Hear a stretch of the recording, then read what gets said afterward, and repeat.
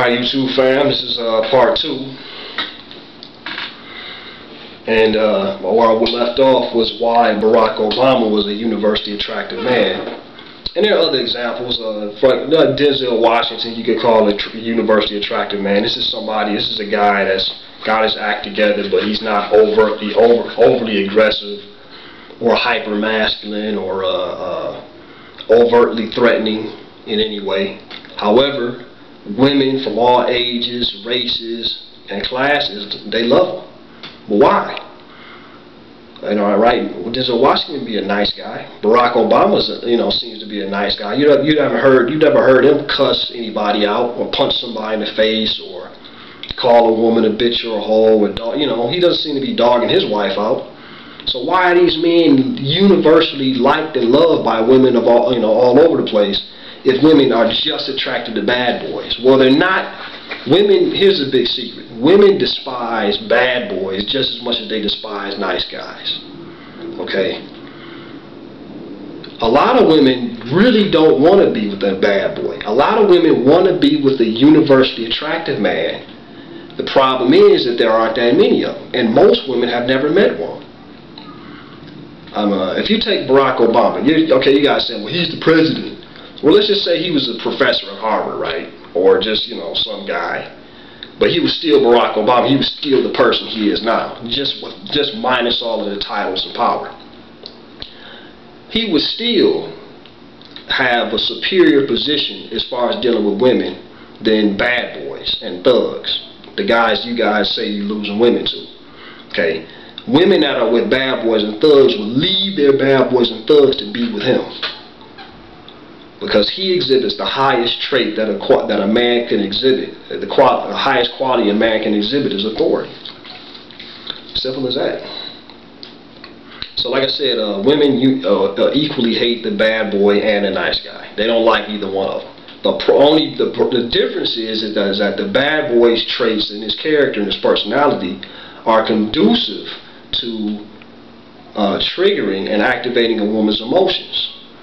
They're thereby creating attraction. Okay? And a lot of women are attracted to bad boys and thugs and bad guys and don't want to be. But since they react to relationships in a completely emotional way without using logic, they really can't help it.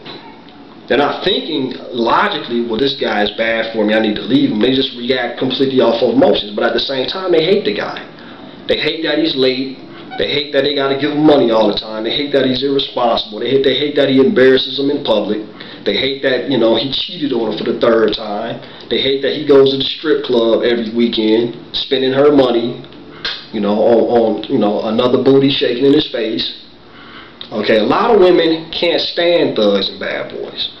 The only reason they're with them is because they got this mental condition in their head that does not allow them to make a logical decision and to choose another man over them, because they're the only ones activating and triggering their emotions.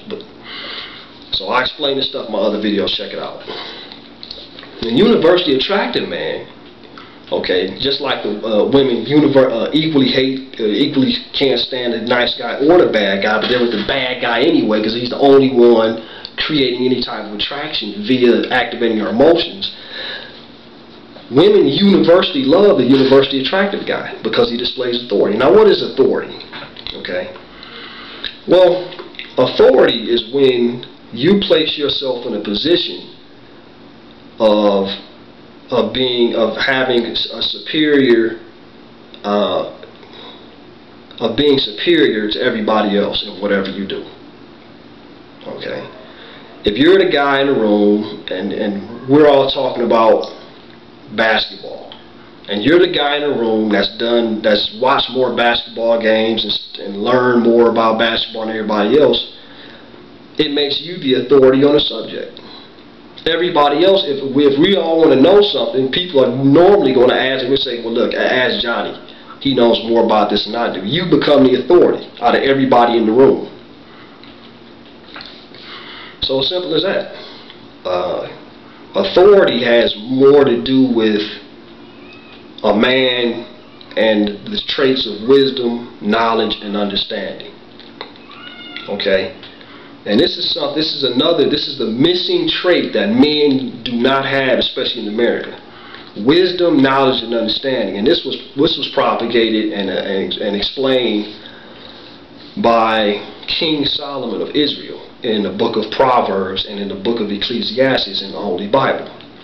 Okay, and if you go back and you read, whatever religious persuasion you are, you go back and you read the book of Proverbs, man, it will open your eyes to what authority really is.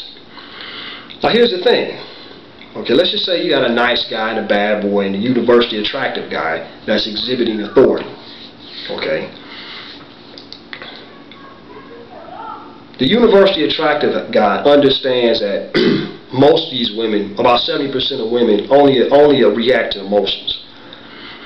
But rather than being harsh with them or something like that, behaving in a harsh manner like the thug and the bad boy do because they're selfish, they only care about themselves, they only think about themselves. The universally attractive man, what he does is he combines the best traits of the nice guy and the thug and the bad boy together, while simultaneously leaving the worst traits of the bad boy and the thug behind. So the universally attractive guy is sensitive, he's nice, he's caring, he's loving, he's emotionally supportive. However, he does not take a subservient, submissive position to a woman. He's not weak. He's not needy. He's not intimidated by a woman's beauty. And he has no fear of rejection. He's also, as far as the thug, traits of the thug, he can be aggressive when he needs to be, but not overly aggressive. As far as physically, if he needs to take somebody out, he can, if need be, but he's not overtly threatening. He is assertive, not overbearing or commanding, or what is that when you own, I don't know, I can't think of the word, but he is assertive. He will stand up for himself at whatever place. So if a woman challenges him, he immediately challenges her back.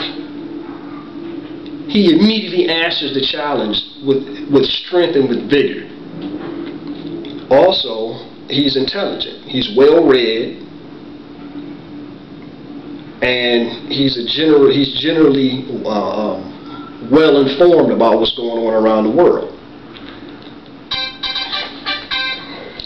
So this is the universally attractive man. And this guy at the top of the list exhibits authority, and you do that by gaining wisdom, knowledge, and understanding. Okay, and knowledge. To see the difference between the universally attractive guy and the nice guy, or the nerd, is the nerd only has information. Okay, you read a bunch of textbooks, but you really can't apply that to the real world. The universally attractive guy has information, but he understands how it applies to what's going on in the real world. I'll see you on part 3.